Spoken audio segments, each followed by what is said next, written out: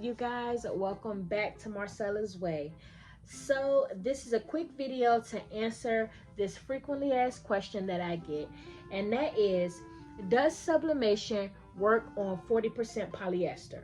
But before I get to that question, make sure you guys subscribe to this channel, hit that like button, and put a bumblebee in the comment section if you're new here, so myself and Marcella's Way fam can welcome you. Also, anything that I speak about in this video, I will make sure that I put that down in the description box. Also, for merch, sublimation transfers, sublimation blanks, and one-on-one coaching sessions, all that information will be in the description box. Anything there is to know will be in the description box. To answer the question, can you sublimate on 40% polyester?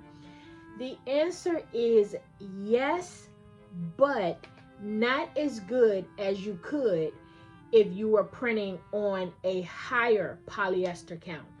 You want to make sure that for best results, you are using as high of a polyester count as possible. Okay, so I know you guys want the cotton feel.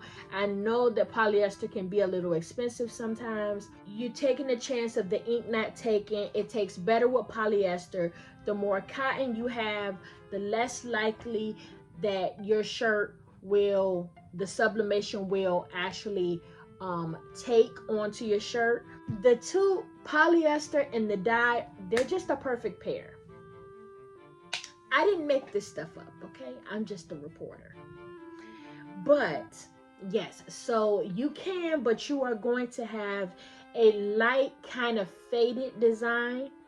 If you are okay with that and you are fine with having the light, the light faded, sometimes people wear shirts like that kind of distressed look. If you're cool with that, wonderful.